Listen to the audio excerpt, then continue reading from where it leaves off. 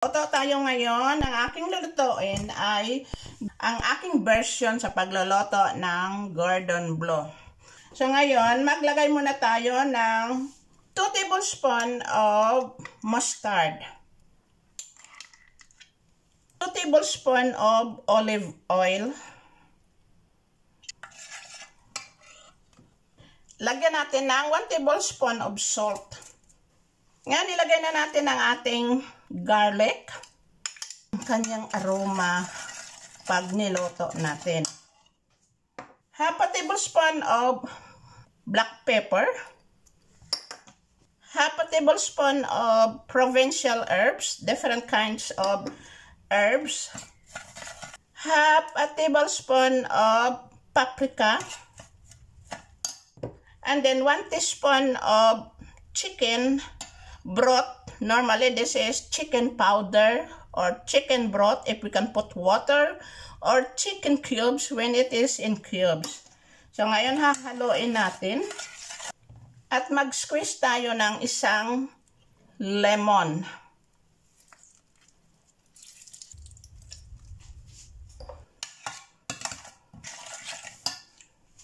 So dagdagan ko pa ng around 1 tablespoon of oil. So, ito na-mix na natin ito. Ilagay na natin yung ating chicken. So, ito mayroon akong chicken breast. Gagamit ako ng chicken breast at saka yung chicken legs kasi mayroong mas na gusto ng chicken breast at saka chicken legs kasi iba-iba ang kanilang texture. So, unahin ko muna yung chicken breast. So, ito na yung aking chicken breast. So, ito na guys, na coating na natin itong chicken breast. Ayan. At ito naman yung chicken legs. Kinuhaan ko ng buto. Hindi ko na kinuha yung balat kasi may nagusto sa balat. Gusto nila yan.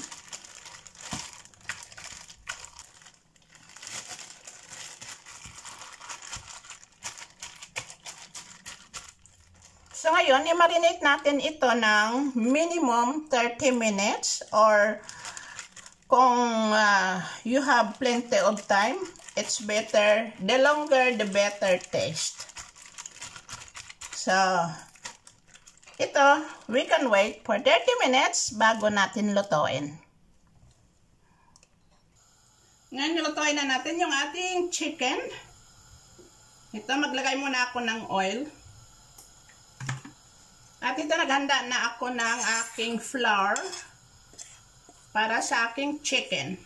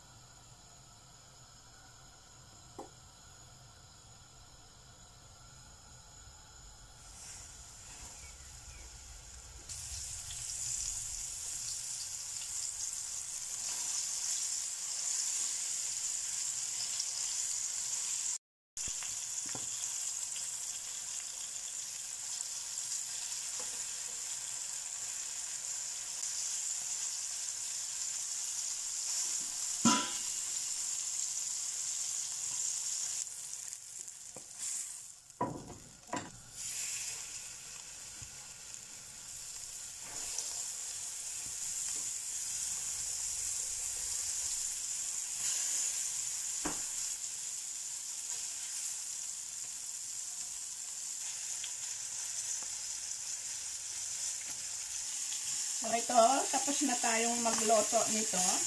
Ayan, ready na. So, ilagay na natin sa oven ng 10 minutes.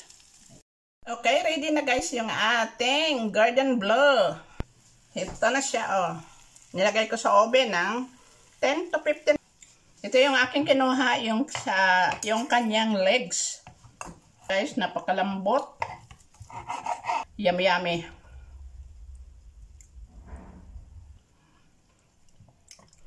Cold rice.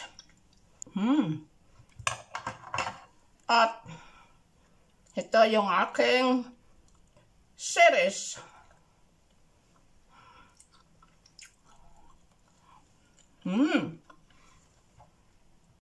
So, ito na yung aking Gordon Bleu chicken. Malambot. Tingnan ninyo, juicy pa sa gitna. That is my cherries. Good combination. Okay, enjoy!